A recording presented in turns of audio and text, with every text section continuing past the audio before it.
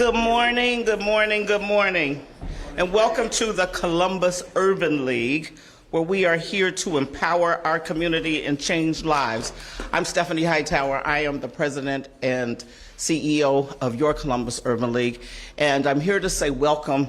But first, before I do this, I also want to just talk a little bit about why we support what this administration does, and especially the work of the mayor, and how much the work that we do at the Columbus Urban League is directly aligned with the mission and the vision and the values of the city of Columbus. We know that young people and safety and minority businesses are really, really important to this community, and neighborhood safety in particular, and how we deal with that, and especially with our youth.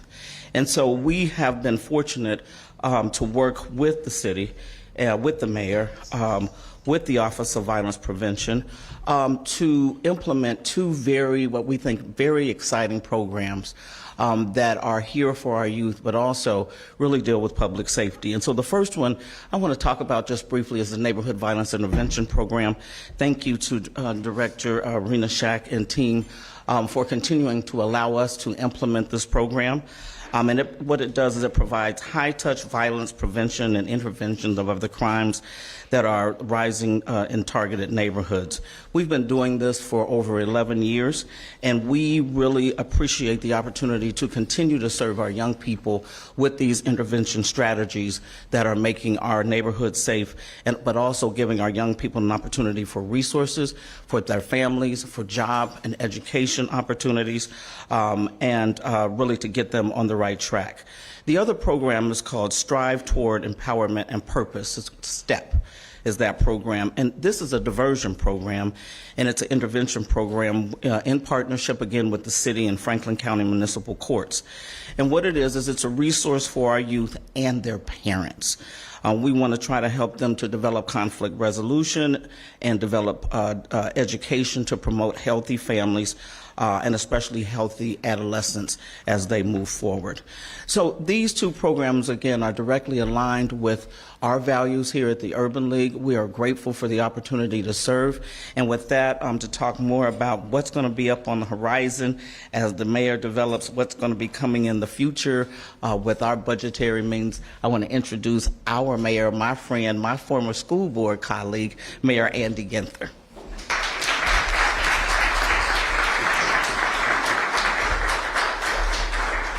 And I think Stephanie and I have the scars to prove that school board experience. What a great day here in the city of Columbus. A beautiful day in our city, and so grateful to Stephanie and the team at the Urban League for hosting us here today, and for all of you that have joined us to talk about what I am really excited about in the work ahead, really building upon our focus on making sure that every family in every neighborhood is sharing in our success. So I also want to thank Director Owens and the Department of Finance and Management, all of our departments and staff that have been so instrumental to getting us here. You'll hear after I speak from Carly Booz, who has been an incredible partner, an advocate for really making sure that everybody in this community has a safe, affordable place to live regardless of what they do for a living, and hear more from her about that. So I'm excited to be with you today to share with you that my proposed 2025 operating budget is a balanced budget totaling $1.23 billion. This is, in essence, a growing budget for a growing city. It's truly been something to see our city change and grow so much in recent years, especially when compared to so many others throughout Ohio and across the nation that have struggled to gain a foothold in the post-pandemic economy. As one of the fastest growing cities in America, this budget's scope and ambitions reflect our historic growth, but at the end of the day, it's also about our values, our priorities, and our determination to foster equitable prosperity. My top priorities remain safety, housing, and transportation. We've made incredible progress in recent years along all three fronts. I and the team at the city are very proud of that. But now is not the time to rest on our laurels. Now is the time to build upon the progress we have achieved, all while continuing to provide exceptional city services and making important investments for our future. We have an obligation to be purposeful and intentional in our investments so that we're lifting up all Columbus families and eliminating barriers to upward mobility. This is especially true as the federal stimulus funding that we received during the pandemic is almost fully invested. But we are committed to stepping up and doing our part with our own resources to move Columbus families forward, all through the lens of equity. However, for prosperity to take root and fully flourish for all Columbus families, we must ensure adequate safety, security, and stability in every Columbus neighborhood. And we're making great strides in doing just that. I'm pleased to say Columbus is a national leader in homicide reduction. Year-to-date, homicides in Columbus are down 24% when compared to last year. So thanks to the combined contributions of the Division of Police, the Office of Violence Prevention, Recreation and Parks, Public Health, and the Department of Neighborhoods, to just name a few. And a shout out to the residents of Columbus. We've received more tips from the community to increase our closure rates and get the most violent criminals off our streets. The City of Columbus Division of Police and the community is working closer together now than ever before. It also comes down to collaboration and engagement with the community. For all our friends and neighbors and partners doing their part to build a brighter future for their families. By working together, we will continue to implement our comprehensive neighborhood safety strategy and take on violent crime through prevention, intervention, and enforcement. This budget allocates the most significant portion of our budget, $774 million, for neighborhood safety by advancing proven programs, tapping into efficiencies and improvements wherever possible, and strengthening our overall capacity to keep Columbus families safe. Our incredible first responders are key to our momentum. This budget includes $8.8 million for 3 police recruit classes and 1 fire recruit class, adding up to 180 officers and 45 more firefighters to our growing public safety forces to serve a growing city. It should be noted that 180 recruits is the most we've ever budgeted for a single year. We can't police our way out of the violence we've seen in the past, but enforcement is a critical part to our comprehensive safety strategy. We need to continue to invest in prevention, intervention, and enforcement for a growing city. And while on the subject of police recruits, this budget marks the 4th consecutive year that we funded 3 classes for the Division of Police, a record for our city, and something I first called for back in my 2022 operating budget.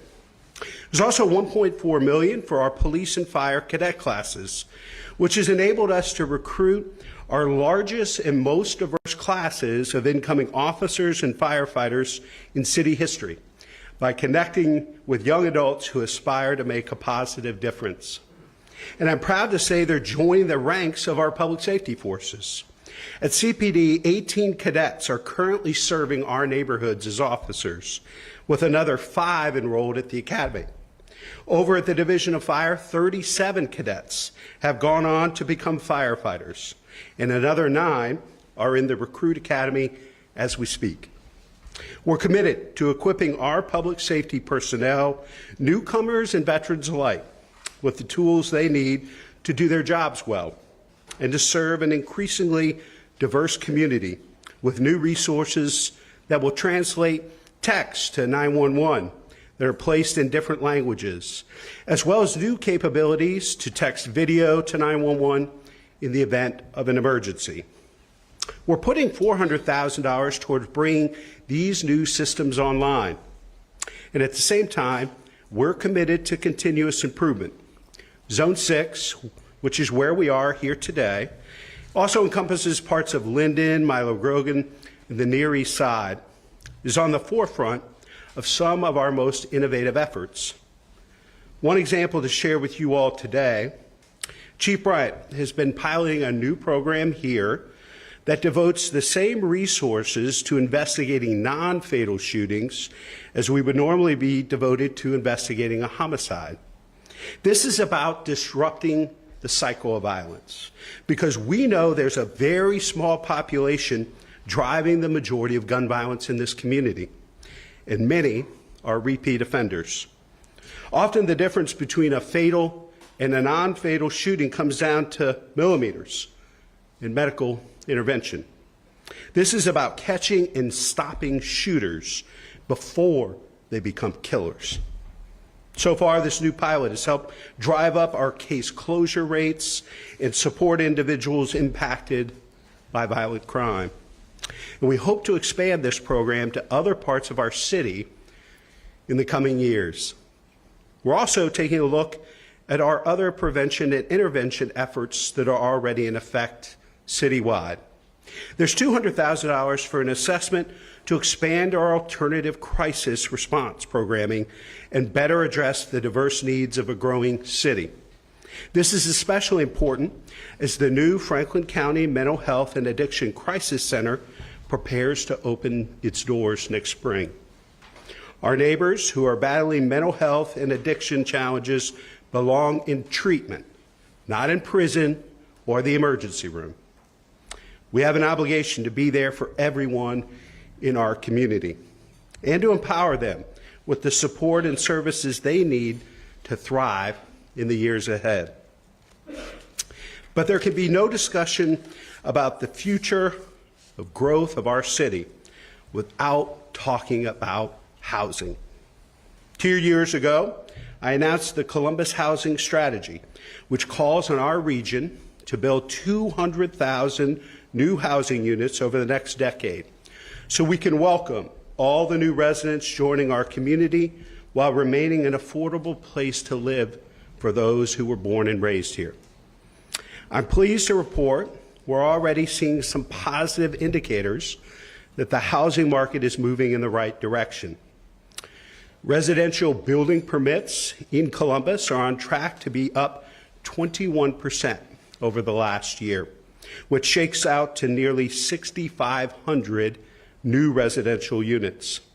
And we've leveraged our residential tax incentive program to cut down on the time and cost it takes to build new market rate units, while at the same time requiring the creation of affordable housing units within those same developments. This has brought nearly 8,000 new units in total, 1,500 of which are priced to be affordable for Columbus families. Through the voter-approved affordable housing bonds of 2019 and 2022, we've allocated $140 million to build income-qualified affordable housing. To date, we've supported 39 affordable housing developments, which have created 3,000 affordable rental units, 520 of them being permanent supportive housing. In 2025, $4.3 million of this operating budget will be used to staff our housing team as they invest $83 million from the affordable housing bonds, as well as federal programs and grants, all meant to further expand affordable housing options here in Columbus.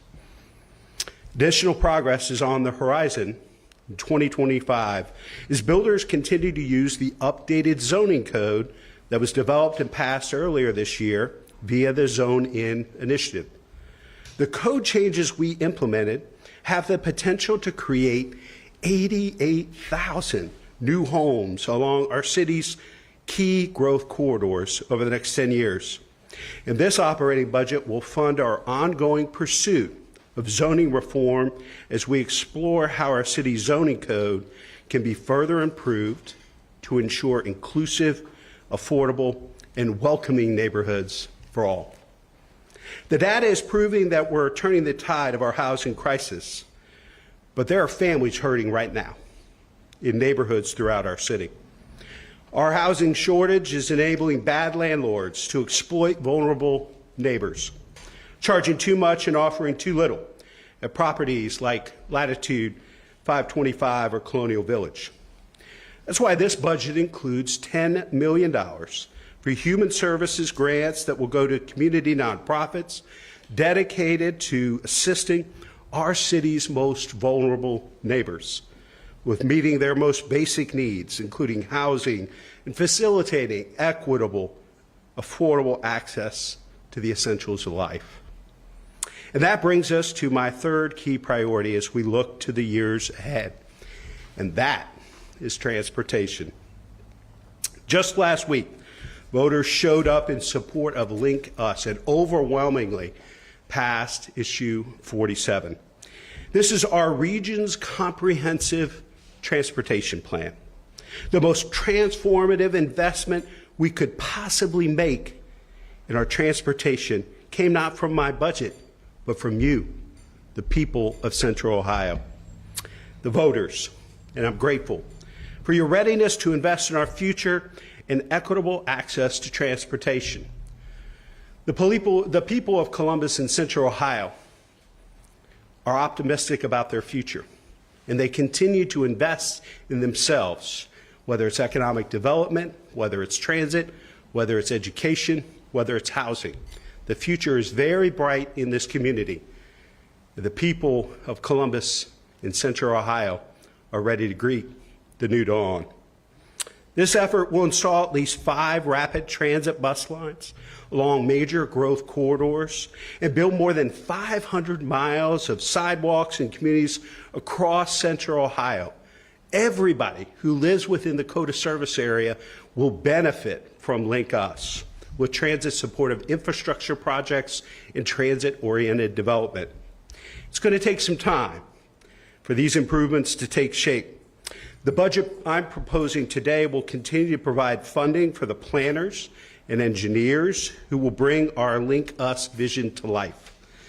It will also pay the engineers, parking attendants, snowplow drivers, and street sweepers who keep us moving today, maintaining and caring for our current and future transportation infrastructure.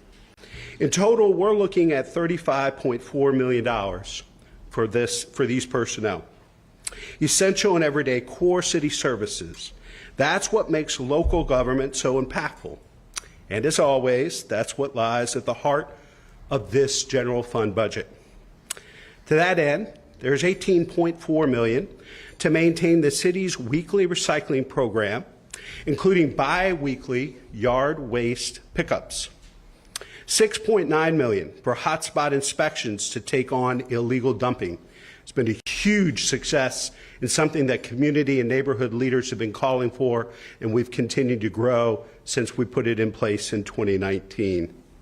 $9.4 million for our code enforcement team to keep landlords accountable for properties in need of repair.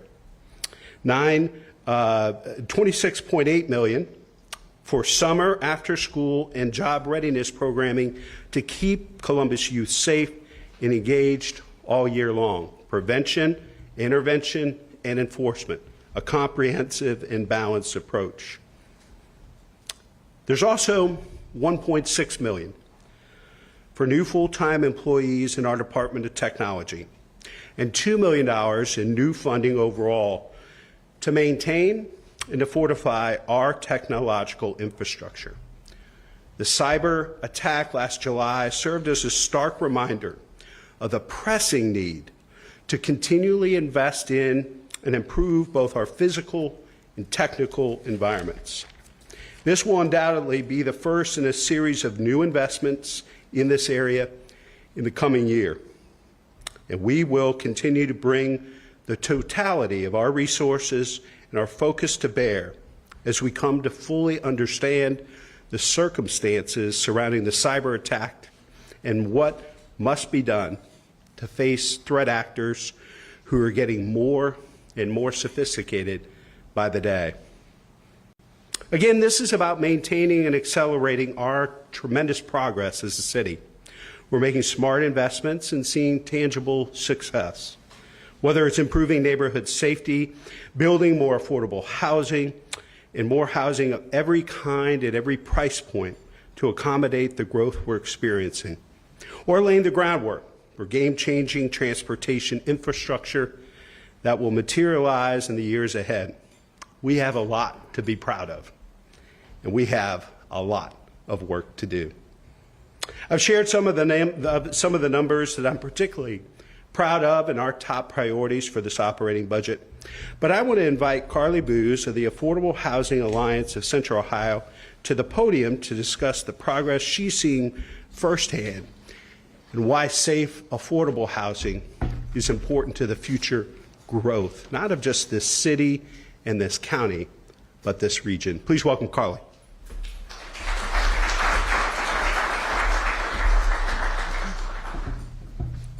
Thank you, Mr. Mayor, for inviting me to represent the Affordable Housing Alliance today. We are a group of 40 organizations that are working collaboratively to close Central Ohio's housing gap, and I have to recognize Dr. Hightower, President Hightower, and the Urban League is one of our influential members.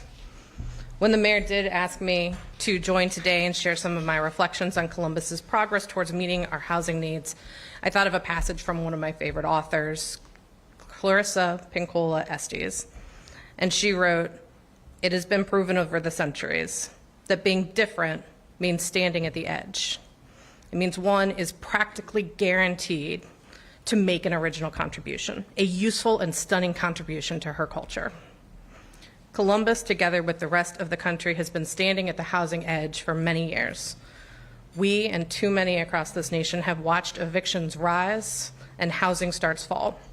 We've seen homelessness creep up and home ownership inch down, and families across the spectrum have worried about whether today is the day they will fall off of that ledge.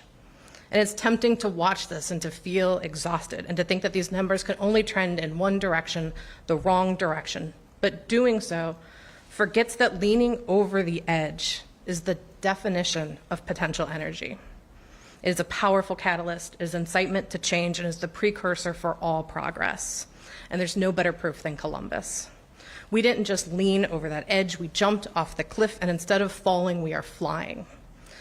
Through the Columbus housing strategy, our community is dismantling the walls of housing instability one brick at a time. Together, we are updating a zoning code that's been obsolete for half a century, investing meaningfully in our affordable housing infrastructure, protecting our right to be free from discrimination, using housing stability to build routes out of poverty, and clearing barriers on the path to homeownership. And it's working.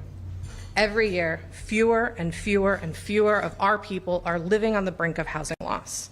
Despite population growth, despite economic setbacks, despite the entire world moving in the other direction, Columbus is building our way out of the housing crisis, and we are growing stronger because of it. So now is not the time to take our foot off the gas, it is the time to hit the accelerator and show the rest of the country what it looks like to solve a problem as deeply entrenched as housing. Columbus has already made our next steps clear. We will continue to expand housing choices and reduce housing costs through Zone In. We will protect access to social service and legal counsel for those who are defending their homes. We will build upon a successful housing bond program and work across our borders to ensure that this progress is shared by the entire Central Ohio region. We are ready to make that useful and stunning contribution to our community. There's another quote from Dr. Estes that I want to close with. She says, "Ours is not the task of fixing the entire world at once, but of stretching out and mending the parts of the world that are within our reach." In Columbus, decent, safe, affordable housing is absolutely within our reach, and I am thankful for every day and every leader that moves us closer to that goal. Thank you.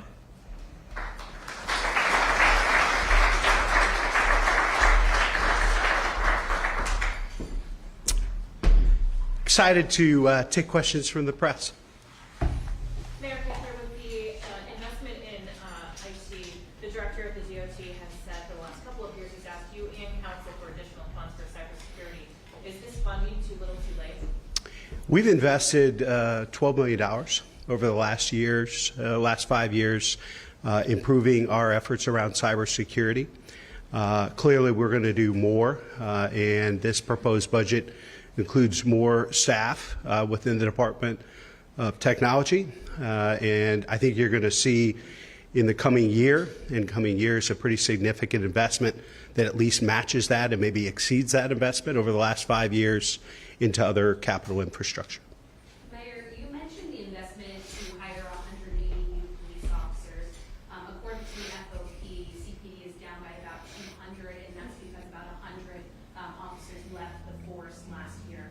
So what, in your opinion, can the city do better to retain officers and bridge that gap? Well, I think what you saw in 2020 was a mass exodus of folks from law enforcement across the country.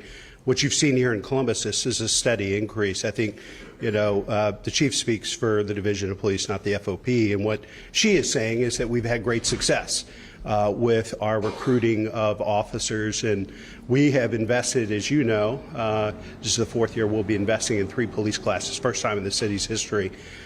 We have more firefighters than we've ever had before. Our goal is to get more police officers than we've ever had before, and that means we're going to have to continue to invest in recruiting and retaining folks that want to be part of Chief Bryant's vision, and that is changing this Division of Police from being a 20th century law enforcement organization to a 21st century community policing organization. She is making tremendous strides. I'm very proud of the work that she's done. One of the reasons our community is safer, healthier, and stronger today is because of her leadership, and I know she will get us to where we need to be. We're going to continue to grow, so we're going to need to continue to invest in police officers and firefighters, but we're also going to have to invest in tools and resources to make them more effective and efficient. And that's why, as you know, we're investing in the Real-Time Crime Center. That's going to be a game changer, really put our officers, change them from being on defense, responding to calls for service, to putting them on offense with real-time information intelligence and an infrastructure of cameras throughout our city. Mayor Ginther, I wanted to ask about affordable housing. So we just had an election. President-elect Trump and U.S. Senator-elect from Ohio, Bernie Moreno, are talking about a mass deportation of undocumented immigrants that would increase the supply of affordable housing. Do you agree with this, and would you rely on that strategy? And a follow-up, as mayor of the 14th largest U.S. city, what is your reaction if this plan comes into play? What was your question again?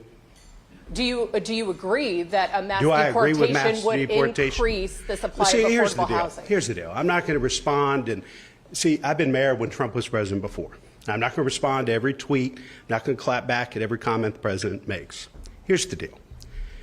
This community continues to grow and thrive because we attract the best and the brightest from around Ohio, Central Ohio, the country, and the world. This is a thriving community because we value and embrace diversity, folks from all walks of life that make our community stronger, healthier, and safer. I look forward to working with the president in a bipartisan way on increasing the amount of housing in this country and in this community. We have a supply crisis. We're probably in need of about 4 million units nationwide. And I encourage the new administration to reach across the aisle and work with America's cities, federal lawmakers, and state lawmakers to focus on solving the problem. And that's by bringing more housing units online, as opposed to an approach that, quite honestly, from everything I've heard from the business community, from national experts, is really unfeasible. But as You the hired 91 police officers last year. At that same time period, they lost 94. You promised in your budget announcement last year that you would have, quote, more boots on the ground than ever before. Did you achieve that goal? We're still working on it, and this is all about continuous improvement. I think what you're seeing is a continued commitment to growing the number of officers on our streets. And that's what you see in this year's budget. We're going to have to continue to recruit the right types of folks that are committed to the cultural change that we're seeing within the Division of Police under the leadership of the chief. We're committed to continuing to grow the division. I'm a mayor. I wanted things done yesterday, and I'm never satisfied. I always want success, and so I'm going to continue to push that. But part of that is about us making sure that we're not only recruiting the very best, but also retaining. And we think we have a very competitive program and offerings around pay and benefits. I think there are a lot of young people who are going into law enforcement that want to be part of the solution, that want to be part of community policing, that want to serve the public. And we're continuing to see more and more young people join the Division of Police who are committed to that cultural change as well. It's going to take time. As you know, we didn't lose all of those officers overnight. We are stemming the tide and growing the force as we move forward. Yes or no, did you achieve that goal? What goal is that? To have more boots on the ground than ever before. We will get there. We didn't get there by the end of last year, but we will get there. And I think this budget reflects a commitment to this. You know, first time in the city's history, 3 police classes for 4 years in a row, and we're going to continue to work on growing the number of police officers and firefighters throughout our city. Mayor, when we talk about transportation in these growth corridors, look at Fifth Avenue. We've got 2 new complexes well on their way to completion, new ones that have been finished. We've added a lot of traffic to Fifth Avenue. People are complaining about the amount of traffic that is added to Fifth Avenue, public service points to link us. Is the city asking people to give up their cars, and is this really a solution to that problem? Well, I don't think anybody's asking folks to give up their car. But, you know, the old adage in Columbus in the 1950s was get in your car, drive until you hit it, get out and walk inside. Well, that's about when we were maybe a third of the size that we are now. And we're going to grow more in the next 30 years than we have in the last 70. So we need to continue to offer more with respect to housing and transit options to make sure that we grow in an equitable way. If folks are spending 50% of their income on housing and another 20% on maintaining and owning a vehicle, that's not a commitment to equity. And that's why the affordable housing work that we're doing and Link Us and these transit lines is so critically important, because the other key part to Link Us is that we can embrace density and height. And we know those are the 2 biggest contributors to affordability. So we're going to continue to work through this. But growing communities are going to continue to have challenges. What's really important is, do we make the right choices in the next 10 years to make sure that 20 or 30 years from now, our kids look back and are proud of the choices we made? Mayor Ginther, I want to go back to the immigration piece. So I appreciate you saying that you don't want to comment on every Trump tweet. However, that is a major narrative happening right now, and it is a promise from his administration. Is it a plan? Is there legislation? It is a This promise. is all discussion. What do you have to say with the undocumented immigrants in your city when they are hearing this discussion day in and day out? Well, I think, again, I didn't run for my 3rd term as mayor to be the anti-Trump. You know, I'm the mayor of the people of Columbus. I also serve as the president of the U.S. Conference of Mayors. America's mayors are not interested in a war with the Trump administration. We're the last bastion of bipartisan left in American politics at the U.S. Conference of Mayors. We look forward to working with the president on solutions that solve problems and protect our residents. That's my commitment to him. That's the conference's commitment to him. But I'm not going to speculate on every piece of narrative that you want to put out there. Hey guys, one more. Karen? So sorry. Both of your housing and the larger Lincoln transportation initiatives depend a lot on leveraging federal grant dollars. Does the election outcome hamper the ability to implement those? Will that money be going away? Will it slow down the process? Well, the 2 things that I think I remember from the Trump administration is a commitment and passion around infrastructure and a recognition of public-private partnerships.